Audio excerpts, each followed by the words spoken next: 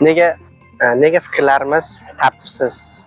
Nimaga bironmaga fokus qaratmoqchi bo'lsak yoki bironma o'rganmoqchi bo'lsak, e'tiborimiz chalg'ib ketaveradi. Yo fikrlarni bir joyga jamlay olmaymiz va biror bir nutq so'zlaganimizda fikrlarimiz chalg'ib ketadi. Qaysi gapni birinchi aytish, qaysi bilan fikrlarni bir-biriga ulash, короче, fikrlar tartibsiz holatda keladi miyamizga. Shuning uchun nutq so'zlasak ham yoki oddiy odamlar orasida gapirmoqchi bo'lsak yoki gapirsak, katta yig'ilishlarda yoki seminarlarda, boshqalarda gapirmoqchi bo'lsak, fikrlarimiz tartibsiz keladi. Bunga yechim sifatida ushbu videoni olyapman. Shu vaziyatni gaplashib o'tamiz. Shu muammoga o'zimni fikrlarimni bildirib o'taman. Shu haqida gaplashamiz inshaalloh. Xo'sh, tartibsizlik. Fikrlarimizdagi tartibsizlik.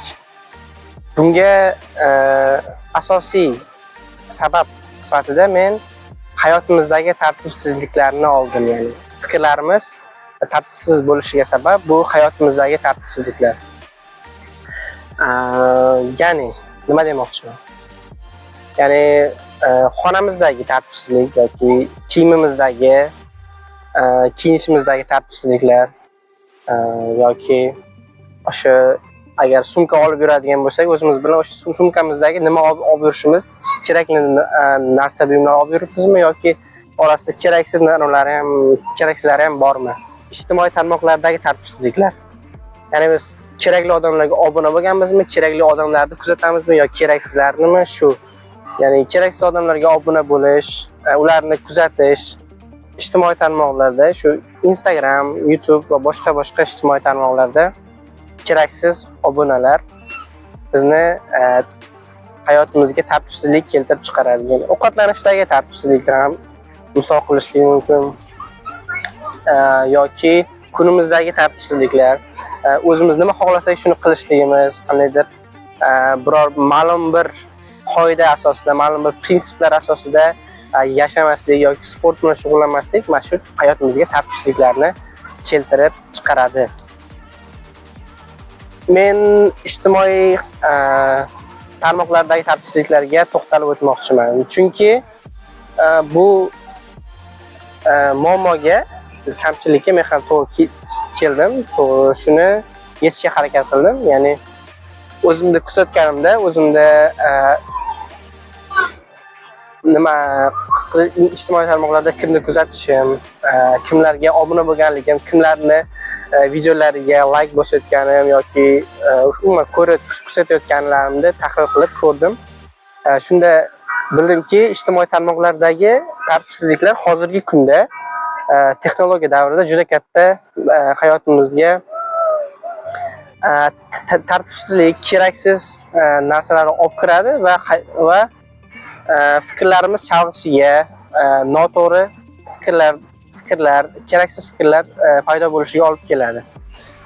Bunga yechim qanaqa?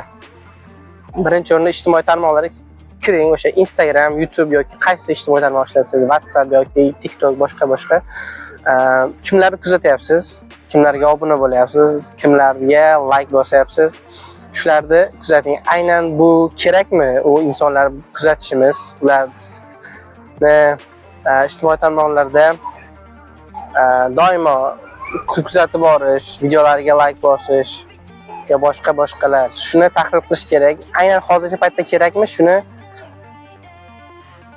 bir o'ylab ko'rish kerak deb o'ylayman.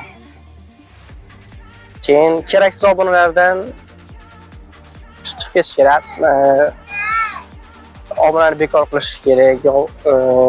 Shunda faqat keraklilar qoladi va ular kamroq bo'ladi. Albatta, sanoqli ravishda kamroq bo'ladi va bu bizni ortiqcha chalg'ishimiz, ortiqcha fikrlar bo'lishi, keraksiz fikrlardan chalg'ishimizni oldini oladi, bizga yordam beradi. Birinchi o'rinda shu sabab ijtimoiy tarmoqlardagi va tabiiyki bu xonamizdagi kiyinishimizdagi va boshqa tartibsizliklar. Xonada birinchi dunyoni o'zgartirmoqchi bo'lsang, birinchi xonangni yig'ishtirishdan, tozalashdan boshla deb aytishadi-yu, xuddi shunaqa gap.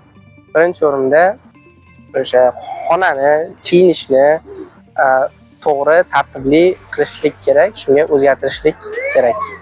Xo'sh, mayli, mana shu muammolar bor ekan, fikrlashimizda tartibsizliklar bo'lyapti.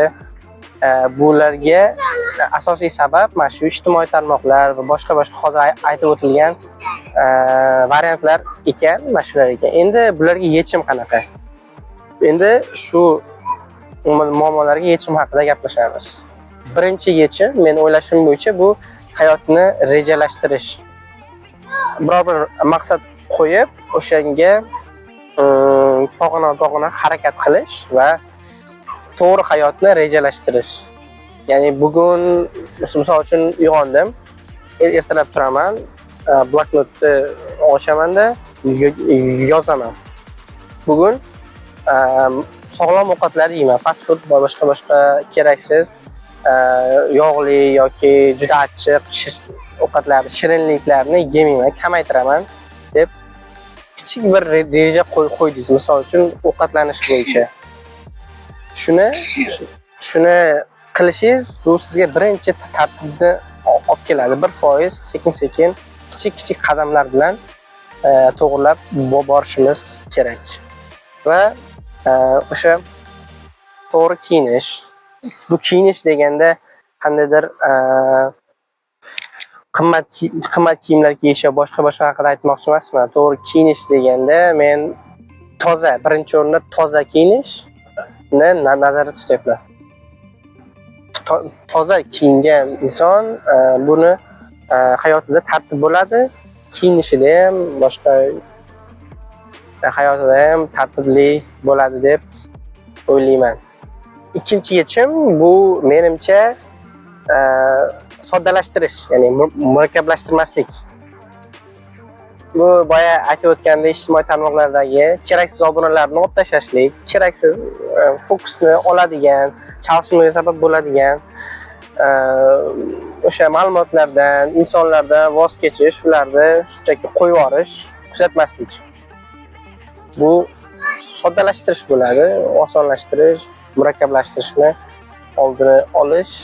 Yana hozir juda ko'p insonlar semizlikdan qiynaladi yoki o'sha yog' to'planishi, boshqa muammolar juda ko'p. Shuna qiynaladi. O'zi qiyin, hammasi qiyin.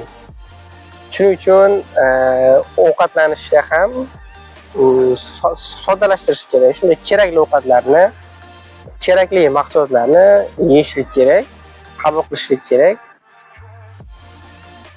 Ortiqcha zararli narsalarni kamaytirish kerak yoki umuman yo'q qilish iloji yo'q bo'lsa, demak uni norm holatiga keltirish kerak. Uni ichishni, yeyishni qisqartirishlik kerak, kamaytirishlik kerak.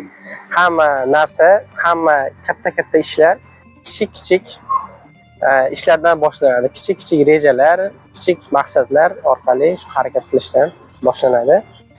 Shuning uchun soddalashtirishlik kerak.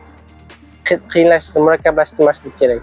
Bu har bir sohaga, har bir rejalashtirish, har bir yashash prinsiplar boshqa hammasiga to'g'ri keladi.